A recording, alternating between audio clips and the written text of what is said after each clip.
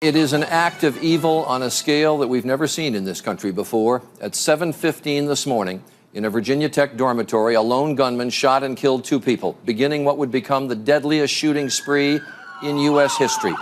More than 2 hours later, undetected, he had reached an engineering classroom building where he killed 30 people more. On April 16th, 2007, the worst mass school shooting in American history unfolded, claiming 32 lives.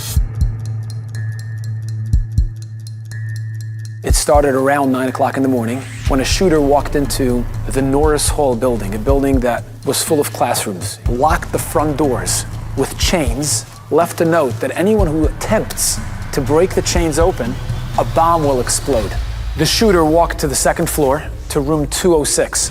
There were 13 students inside with the professor teaching. He started shooting with 2 guns, killing 9 of them, including the professor, injuring the rest. As he was shooting, down the hall was Fred Cook.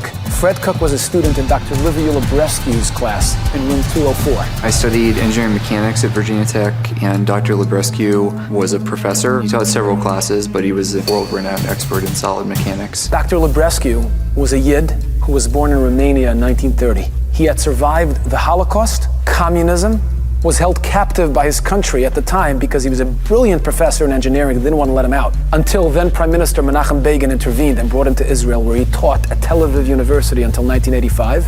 Came to Virginia Tech for a year. He loved it so much, and he remained there ever since. He could have retired long before. He did not need to be at Virginia Tech, but he loved doing it, right? He loved teaching and he loved working with students. He would always take the time to ask me about my life and about how I was doing, what other classes I was in and what I did outside of school and how my family was doing. On that fateful morning, Dr. Librescu was teaching his class. Fred Cook was in it amongst other students. I remember that we heard this banging noise coming from behind us, and I remember you could like feel through the wall.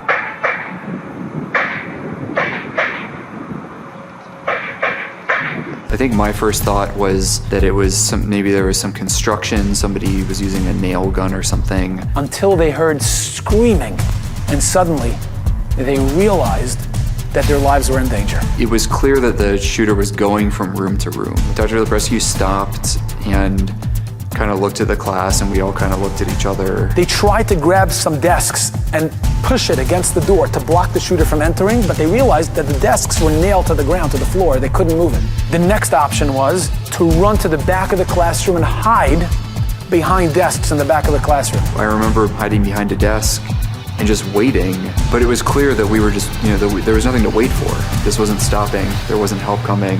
Somebody was gonna walk through that door at any second, probably, and start shooting. And as everybody was running, including Fred Cook, to try to save themselves, one man who stood at the front of the classroom walked over to the door to block it. That was Dr. Livia Librescu. He was scared. I was scared. All of us were. We all knew what was happening, and we all knew what was coming. And one student had the idea of jumping out one of the windows. This is, a big old building, and so we're probably 20 feet up. This kid jumped out the window and was gone. And a bunch of students started following him, and they started jumping. And Fred was sitting there behind one of the desks thinking how insane this moment is. I wasn't sure that that was what to do, and I remember turning and looking at Dr. Librescu, and I remember that he motioned to go towards the window.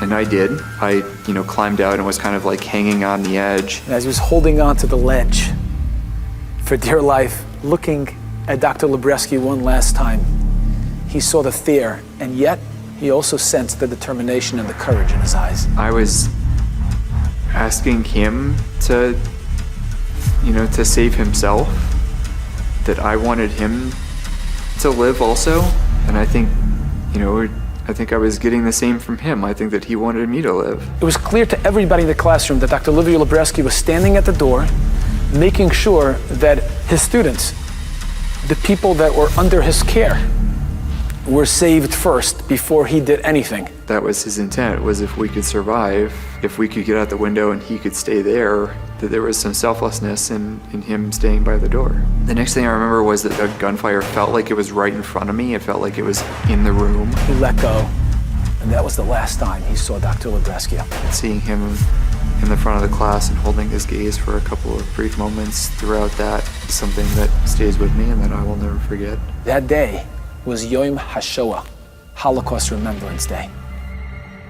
2 days later, on April 18, 2007, President Bush visited the Holocaust Memorial Museum in Washington and gave a speech. And he encouraged the nation and anybody watching to take strength from the example of the courage of Dr. Liviu Librescu. With the gunman set to enter his class, this brave professor blocked the door with his body while his students fled to safety.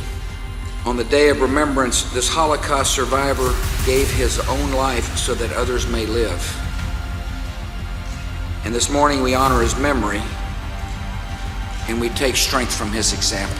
I think all the time about a responsibility to live my life in a way that would honor everyone that died there, and Dr. Librescu specifically. His levaya was covered by dozens of major news media outlets. Everyone was so moved by the selflessness and the heroism of this incredible Yid who stood tall in his final moments after all the horrors he's been through, teaching the world that living a life with purpose begins with knowing what you're willing to die for.